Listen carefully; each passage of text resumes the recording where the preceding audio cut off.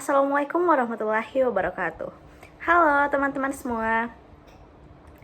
Perkenalkan, saya Amelia dari kelas 1B D4 Administrasi Bisnis dari jurusan Administrasi Niaga Politeknik Negeri Ujung Pandang. Nah, di sini saya akan mempresentasikan materi mengenai pengambilan keputusan.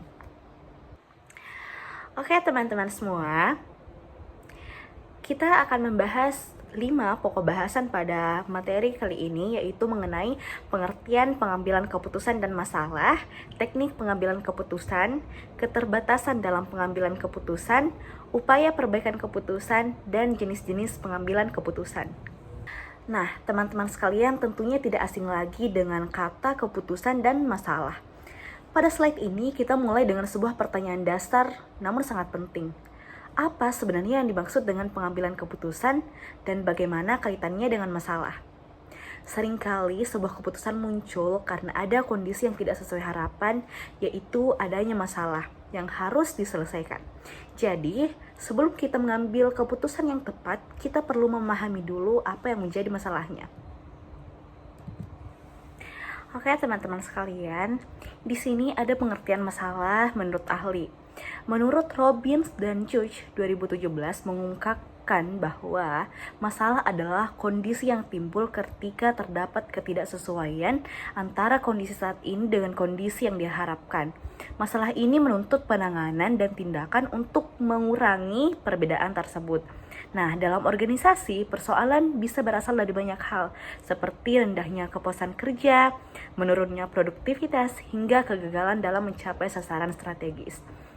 Nah, teman-teman sekalian, dapat kita simpulkan bahwasanya masalah ini merupakan kondisi yang tidak sesuai antara yang diharapkan dan yang terjadi sebenarnya, sehingga menuntut adanya penanganan masalah, yaitu berasal dari pengambilan keputusan.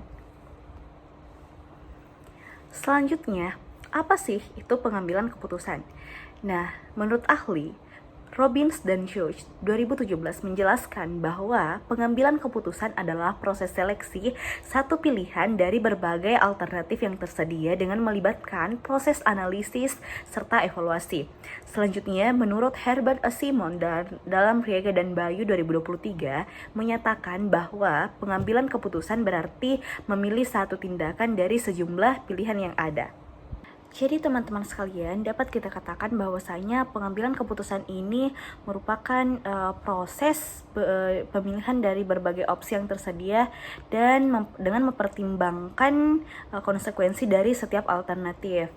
Contohnya kemarin masalah yang dialami di kelas saya karena pada hari Senin kemarin adalah jadwal UAS mata kuliah pengantar manajemen. Tetapi karena ada beberapa kendala yang dialami oleh teman saya dan juga gedung di kampus tidak tersedia karena ada kegiatan. Oleh karena itu dosen pengampu mata kuliah tersebut dan teman kelas kami menyepakati alternatif, yaitu membuat video presentasi sebagai bentuk penilaian UAS ini. Jadi dari masalah tersebut muncullah keputusan yang menjadi solusi dari bentuk penanganan pada masalah tersebut. Selanjutnya, di sini pada bagian ini kita akan membahas mengenai teknik pengambilan keputusan. Terdapat beberapa teknik dalam pengambilan keputusan. Yang pertama itu teknik partisipatif. Nah, metode ini mengikutsertakan bawahan atau anggota tim secara langsung dalam proses pengambilan keputusan. Jadi mereka atau anggota tim ini diberikan ruang untuk menyampaikan ide, gagasan, atau pandangan mereka sebelum pimpinan menentukan keputusan akhir. Terus selanjutnya teknik keputusan kelompok. Nah, pengambilan keputusan melalui teknik keputusan kelompok ini dilakukan melalui diskusi terbuka antara anggota tim.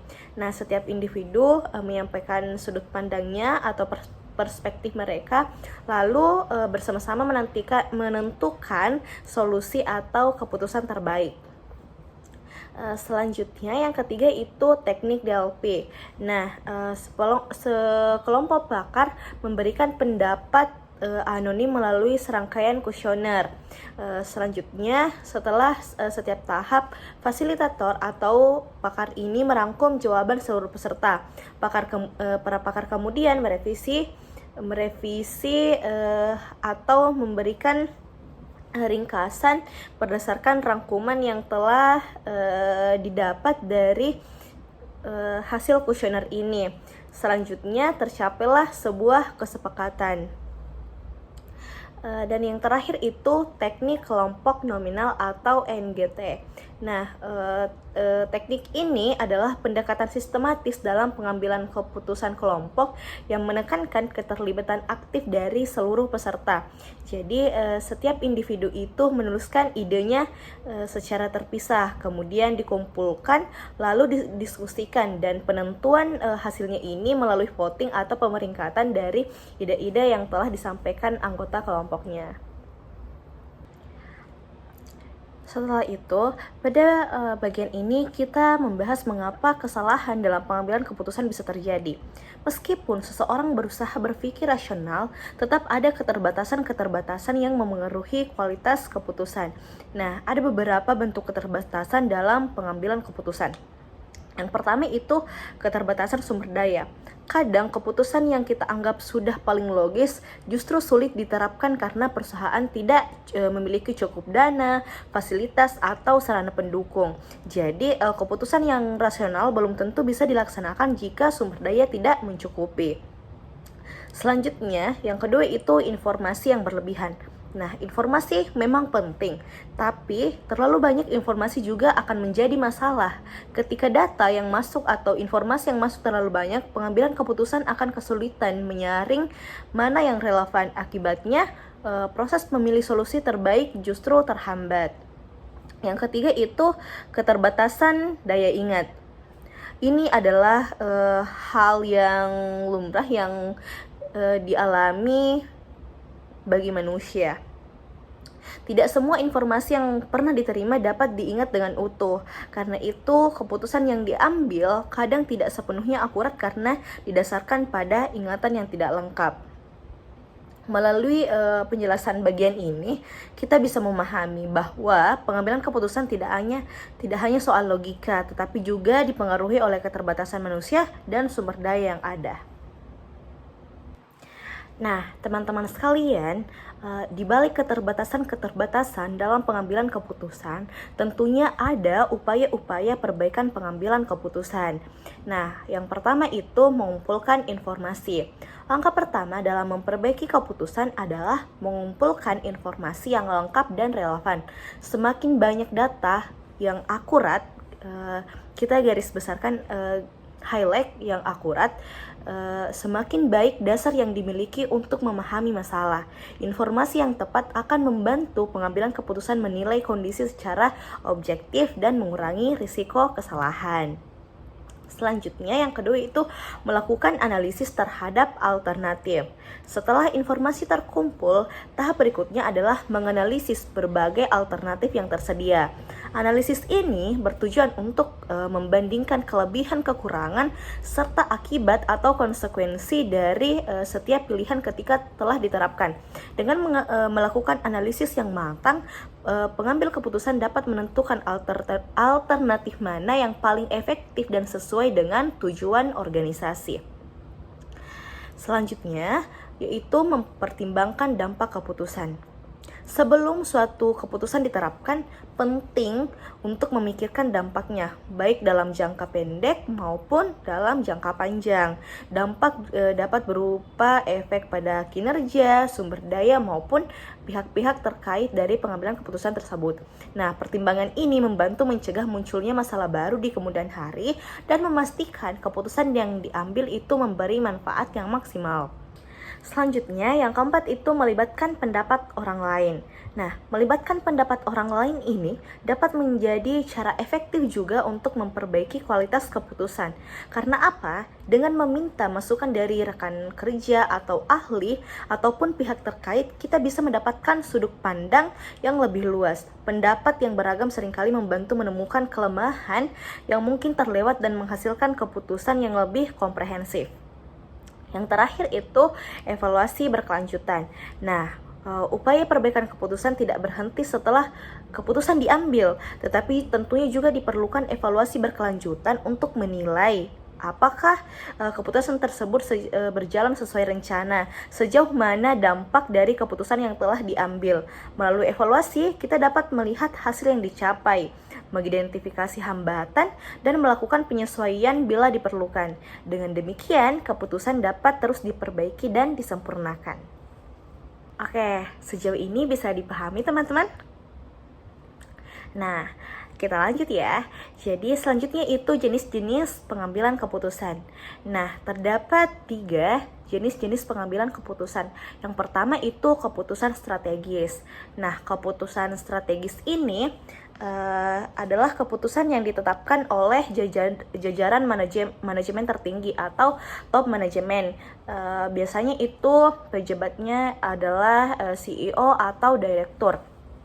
Nah, umumnya keputusan ini bersifat jangka panjang dan menyangkut arah serta kebijakan organisasi secara keseluruhan. Contohnya saja, penetapan atau pengambilan keputusan mengenai visi dan misi suatu organisasi. Yang kedua itu ada keputusan taktis. Nah, keputusan taktis ini adalah keputusan yang diambil oleh manajemen tingkat menengah atau middle management. Biasanya ini adalah manajer atau kepala divisi. Nah, jenis keputusan ini berkaitan dengan pemilihan alternatif yang berdampak secara langsung atau dalam jangka waktu terbatas, serta hasilnya bisa segera diamati. Contohnya saja bagaimana strategi pemasaran. Selanjutnya yang ketiga itu keputusan operasional. Keputusan operasional adalah keputusan yang dibuat oleh manajemen level bawah atau lower management. Nah, pengambilan keputusan ini biasanya dilakukan secara langsung tanpa berkonsultasi terlebih dahulu dengan atasan. Keputusan ini biasanya bisa diambil oleh staff atau supervisor. Contohnya saja, misal staf layanan pelanggan yang harus segera menangani keluhan dari customernya. Tentunya dia memberikan solusi saat itu juga tanpa harus berkonsultasi pada atasannya terlebih dahulu. Jadi itu tadi ada 3 jenis-jenis pengambilan keputusan. Oke teman-teman sekalian, kita sudah membahas semua pokok bahasan pada materi kali ini.